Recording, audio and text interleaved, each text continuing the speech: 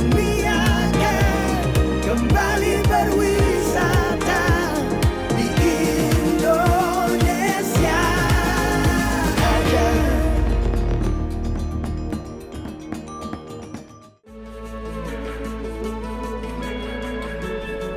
Menikmati keindahan Indonesia memang tidak ada habisnya. Rasanya, kemanapun saya melangkah untuk berpetualang, selalu saja penuh dengan kejutan yang membuat saya berucap, "Wow, sekeren ini ya negeriku." Saya semakin menyadari bahwa hanya dengan berwisata di Indonesia aja, kita bisa menikmati keindahan alam yang tak kalah menarik dari destinasi wisata di luar negeri.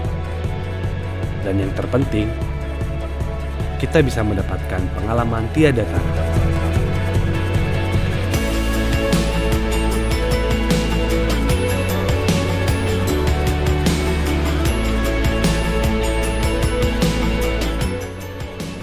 Seperti pagi ini, langit cerah menyertai perjalanan saya mengunjungi kota Magelang yang kaya dengan potensi lokalnya.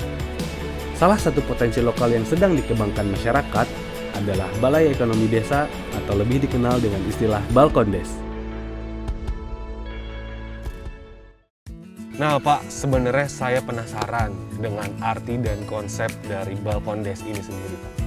Ya, sebenarnya arti dari Balkondes Tuk Songo itu Balai Ekonomi Desa Tuk Songo dan dipusatkan sebagai pusat perekonomian masyarakat Desa Tuk Songo.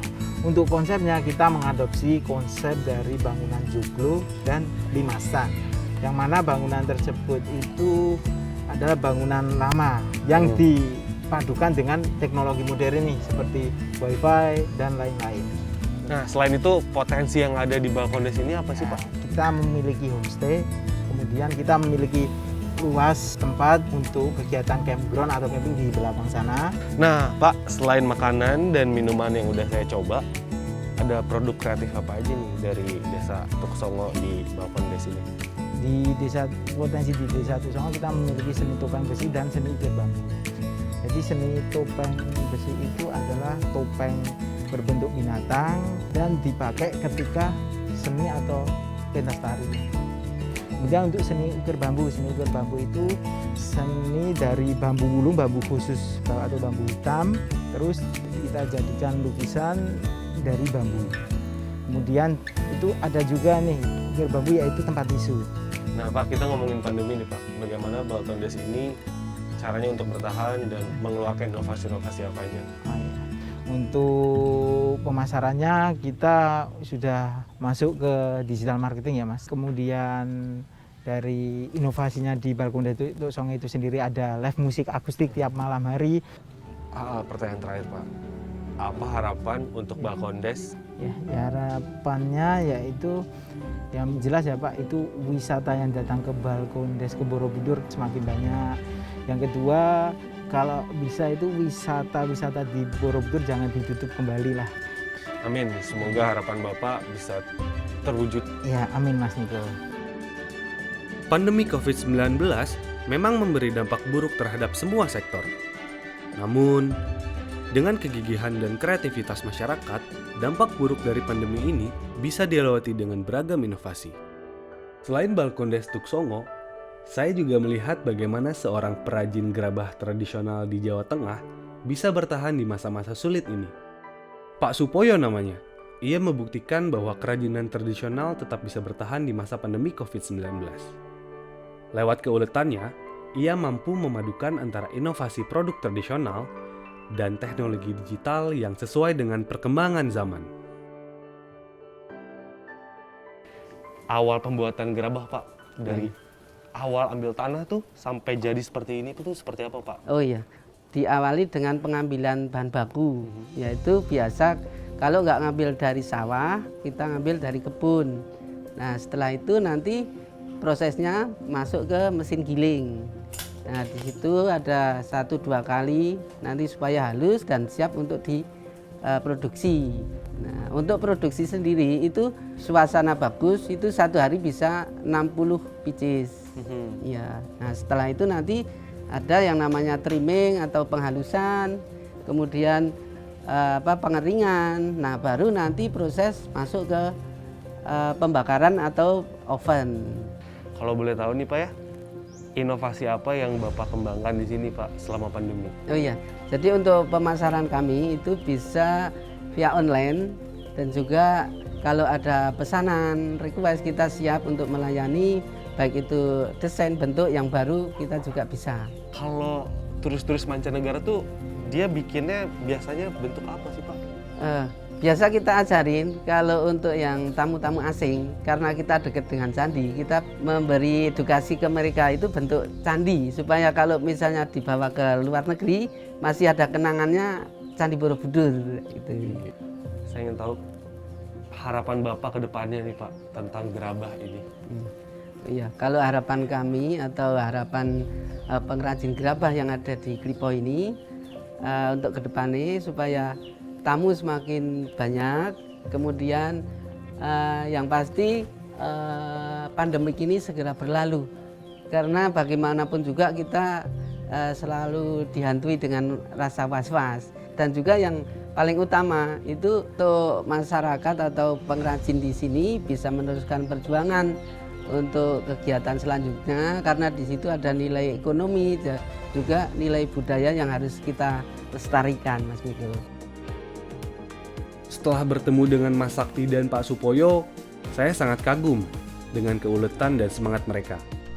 Kita juga bisa mendukung orang-orang seperti mereka dengan cara beli kreatif lokal yang ada di sekitar kita.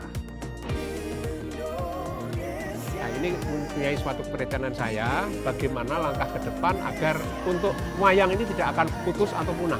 Motifnya sih yang mencirikan daerah Borobudur, karena ini Borobudur. Kerajinan lokal Indonesia adalah potensi yang mesti dikembangkan agar bisa terus memberi manfaat bagi masyarakat. Dengan beragam inovasi yang telah dilakukan, kita semua berharap bahwa pandemi ini akan segera berakhir. Salah satu kota yang kaya dengan kerajinan lokalnya adalah Daerah Istimewa Yogyakarta. Ada suatu kerajinan lokal yang ingin sekali saya kunjungi. Berlokasi di Imogiri, Bantul, Yogyakarta, di sana ada sosok bernama Pak Suyono yang di usianya sekarang ini, ia tetap konsisten melestarikan kerajinan lokal dengan berprofesi sebagai perajin wayang kulit di Omah Wayang Bantul. Saya sebenarnya ingin tahu dari kapan Bapak menjadi pembuat wayang kulit ini Pak? Oh iya. Menggeluti di bidang seni kerajinan wayang kulit, kami punya misi dan visi untuk melestarikan budaya Jawa. Yang itu tentunya juga kami dari turunan orang tua dari bapak saya, dan saya ini sudah turunan yang ketiga. Saya mulai berdiri ini adalah sejak tahun 1990 saya mandiri itu. Mungkin itu. Kalau misalkan bicara tentang pandemi ini Pak sekarang, apa pengaruh terbesar untuk pengrajin wayang kulit seperti Bapak? Semua yang berkecimpung di bidang seni, budaya, kerajinan dan pariwisata ini dengan adanya pandemi ini adalah merupakan salah suatu kebencanaan yang sangat fatal. Tapi di tengah pandemi ini pasti Bapak punya kiat-kiat atau cara untuk tetap bertahan agar si wayang kulit ini bisa tetap eksis gitu Pak. Betul. Kalau boleh tahu apa kiat-kiatnya Pak? Jadi kiat-kiat kami setelah menerima dengan adanya pandemi ini, tentunya yang jelas kami bisa bertahan. Contohnya kami mungkin pada waktu sebelum pandemi itu kami diberi rezeki dari Allah, kita tabung, tapi selama pandemi kita ya mantap, artinya makan tabungan yang ada, seperti itu. Selain wayang kulit, Bapak juga memproduksi hasil kerajinan yang lainnya Pak? Betul. Apa tuh Pak? Jadi seperti yang kita sampaikan, ikon kami adalah yang utama adalah wayang kulit, tapi di dalamnya itu kami juga bergerak di bidang seni kerajinan yang sifatnya untuk souvenir-souvenir. Baik itu ada pembatas buku, ada gantungan kunci, ada hiasan dinding, ada kaligrafi, kemudian ada kap lampu, kap lilin, dan seterusnya. Keuntungan saya seperti itu. Pertanyaan terakhir nih Pak Ya. Harapan Bapak untuk wayang kulit atau pengrajin-pengrajin wayang kulit terutama Bapak. Jadi harapan kami untuk pandemi ini segera berlalu, marilah kita bersama-sama berdoa semoga Allah memberikan pencerahan yang terbaik, memberikan jalan yang terbaik, dan semoga untuk ke depan bisa lancar semua di segala bidang, khususnya di negara kita Indonesia ini. Semangat Pak Suyono melestarikan kebudayaan asli Indonesia membuat dada saya bergetar. Rasa bangga, rasa kagum, campur aduk menemani langkah demi langkah perjalanan saya. Kekayaan budaya Indonesia tak hanya terbatas pada seni kriya saja. Dalam hal kuliner, Indonesia juga kaya dengan cita rasa yang hanya bisa saya dapatkan di Indonesia aja. Ndas beong adalah salah satu kuliner khas di Kota Magelang. Sesuai dengan namanya, ndas artinya kepala, dan beong adalah nama lokal dari sejenis ikan sungai. Pokoknya nikmat, silahkan cicipi sendiri cita rasanya. Tak lengkap rasanya bila berpetualang di tanah Jawa tidak beli kreatif lokal yang satu ini untuk oleh-oleh. Ya, betul, batik. Kerajinan kain lokal yang penuh dengan nilai filosofis di balik motif indahnya. Saya berjumpa dengan Pak Adi Winata atau akrab disapa Pak Win. Beliau adalah pemrakarsa Sanggar Batik Lumbini. Saya lihat koleksinya banyak banget, Pak. Saya ingin tahu motifnya apa aja sih, Pak, yang ada di sini, Pak? Motif yang ada di sini yang pertama liman itu yang ada gajahnya seperti ini. Jadi di Borobudur itu kan, ini deketan di Borobudur, jadi kita ngambil motif dari relief Borobudur. Itu yang pertama. Yang kedua, motifnya adalah mandala. Mandala itu Borobudur dilihat dari atas, yang melambangkan keseimbangan. Motifnya sih yang mencirikan daerah Borobudur, karena ini Borobudur. Jadi ciri khas lokalnya sini. Itu secara motif, secara warna, kebanyakan terutama tamu mancanegara itu warna alam. Katanya rumah batik Lumbini ini prosesnya memakai bahan-bahan yang ramah lingkungan.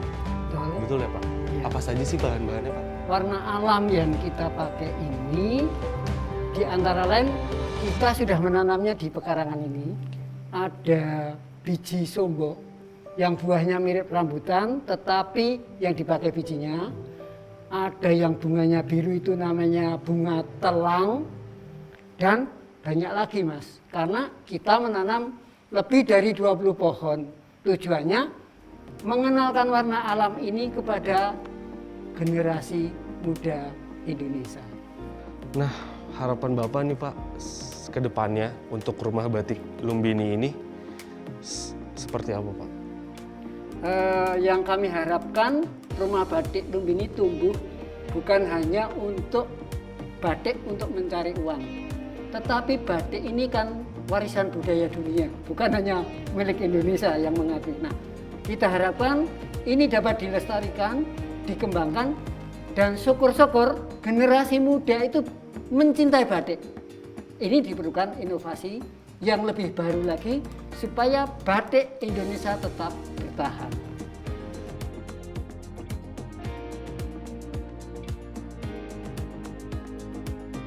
Saya ingin melepas hari ini sambil menikmati keindahan Kota Magelang dan sekitarnya. Saya memilih Rumah Doa Bukit Rema sebagai tempat menyelesaikan petualangan saya hari ini. Entah ada kejutan apa lagi besok. Rasanya berpetualangan di Indonesia aja tak pernah berhenti membuat saya takjub. Karena dulu sebelum Borobudur kita ada pandemi itu kan Borobudur jam 4:30 pagi sudah dibuka untuk umum. Tiket sunrise itu kan menyaksikan matahari terbit. Namanya handcraft itu jauh lebih bernilai dibandingkan printing. Kota Magelang juga terkenal dengan kerajinan pahat batunya. Di kota ini, kerajinan pahat batu sudah ada sejak ratusan tahun yang lalu. Candi Borobudur adalah saksi bisu banyaknya seniman pahat batu di sini yang karyanya sudah diakui dunia. Menurut Mbak Desi Natalia Putri, pemilik Sanggar Seni Pahat Batu Paramita, karya perajin-perajin lokal di sana sudah sampai ke negara lain. Tujuan didirikannya Sanggar Paramita ya. Jadi awalnya karena dari keluarga saya turun-temurun memang bekerja di bidang art dan bidang especially-nya adalah patung ya. Nah, kemudian 4 tahun yang lalu saya mulai tertarik untuk membuat sanggar sendiri. Lebih ke melestarikan budaya juga. Jadi emang dari desa di sini dan kebetulan memang desa ini yang pertama kali mengetahui pahat batu menjadi sebuah seni itu memang dari desa ini. Produk kami kebetulan sudah sampai ke Eropa, kemudian Vietnam, kemudian di Hanoi dan Ho Chi Minh. Jadi strategi kami untuk menghadapi pandemi ini lebih ke mulai membuat stok barang, karena para pembeli itu sekarang kebanyakan menginginkan barang-barang yang sudah ready stock dan mulai memasarkan lewat Instagram, Facebook, dan seperti itu untuk mendongkrak penjualan kami. Namanya handcraft itu jauh lebih bernilai dibandingkan printing gitu ya Mas. Saya benar-benar berharap sih dengan saya nanti mudah-mudahan terwujud untuk membuat sekolah pahat batu itu bisa melahirkan banyak pemahat-pemahat yang luar biasa yang bisa melestarikan keindahan Indonesia gitu yang tidak bisa didapatkan di negara manapun ini. Luar biasa. Ternyata Sanggar Paramita dibangun bukan hanya untuk tujuan ekonomi, namun juga memiliki tujuan mulia untuk melestarikan budaya asli Indonesia. Ngomong-ngomong soal budaya asli Indonesia, tidak afdol jika berkunjung ke kota Magelang tanpa menyambangi Candi Borobudur. Candi megah bercorak agama Buddha Mahayana ini dibangun antara tahun 780 sampai 840 Masehi pada masa pemerintahan Wangsa Syailendra. Di Borobudur, saya berbincang dengan Pak Mura Aristina. Beliau adalah salah satu pemandu di Taman Wisata Candi Borobudur. Iya, saya ingin tahu sebenarnya kondisi Borobudur di masa pandemi itu seperti apa sih? Ya, tentunya efeknya luar biasa terhadap perekonomian masyarakat, di mana kemudian Candi Borobudur ditutup untuk sementara sambil menunggu kondisi COVID itu sendiri. Dan masyarakat kemudian ya mau tidak mau harus berusaha untuk mencari sumber penghidupan yang lain, seperti juga pariwisata di Bali barangkali. Masyarakat kemudian ya beralih ke perdagangan, ke pertanian, dan juga hal-hal yang lain yang kemudian jauh dari pariwisata itu sendiri. Candi Borobudur ini menerapkan protokol kesehatan yang luar biasa, di mana sampai saat ini pengunjung yang masuk itu harus berusia di atas 12 tahun. Yang kedua sudah bisa menunjukkan surat vaksin 2 kali. Kemudian ada di handphonenya ada aplikasi Peduli Lindungi. Kemudian masuk ya seperti pada umumnya CSE, mereka harus cuci tangan. Kemudian suhu badan itu juga ada standarnya seperti itu. Untuk jam operasional dari sebelum pandemi sampai sekarang sudah pandemi ada perubahan Pak? Iya pasti, karena dulu sebelum Borobudur kita ada pandemi itu kan Borobudur jam 4:30 pagi sudah dibuka untuk umum. Tiket sunrise itu kan menyaksikan matahari terbit. Namun sekarang bukanya sekitar jam 8 pagi. Nanti jam 11:30 siang tutup, jam istirahat ada penyemprotan desinfektan untuk jalur-jalur wisata itu. Kemudian nanti buka lagi sekitar jam 12:30, baru itu kemudian sampai nanti sekitar jam 4 sore kurang lebih. Untuk Candi Borobudur yang sangat megah ini Pak, apa harapan Bapak untuk Taman Wisata Candi Borobudur khususnya dan untuk pariwisata di Indonesia? Harapannya tentunya pariwisata yang berkelanjutan itu menjadi tanggung jawab kita bersama, tidak hanya pemerintah tapi juga wisatawan maupun pelaku wisata sendiri untuk tetap menjaga kelestarian Candi Borobudur ini sendiri.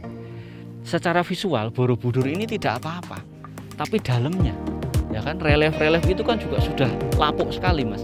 Jadi kalau semakin banyak orang yang datang otomatis mereka akan mepet-mepet karena apa? Saking banyaknya. Nah, ini yang menjadi tanggung jawab kita bersama, termasuk keausan tangga tadi saya sampaikan itu. Ini kan penting sekali. Jadi melestarikan Borobudur adalah harga mati. Ini hari terakhir saya di kota ini. Saya memilih menghabiskannya dengan menikmati keindahan alam yang sulit ditemukan di tempat lain. Rasanya tak habis-habis saya kagum dengan kekayaan alam dan budaya asli negeri ini. Yang juga tak kalah mengagumkan adalah kreativitas masyarakatnya. Saya melihat sendiri bagaimana masyarakat dengan kreativitasnya berkolaborasi bersama menghadapi masa-masa sulit ini.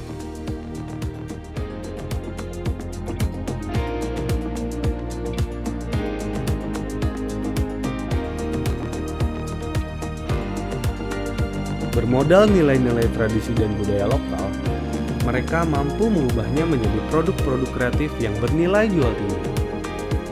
Kita juga bisa membantu masyarakat terdampak pandemi dengan cara beli kreatif lokal yang ada di sekitar kita. Saya sangat bahagia lahir di negeri yang indah ini. Rasanya cukup berpetualang di Indonesia aja, tak pernah habis saya mengucapkan, wow, sekeren ini ya negeriku. kembali berbeda.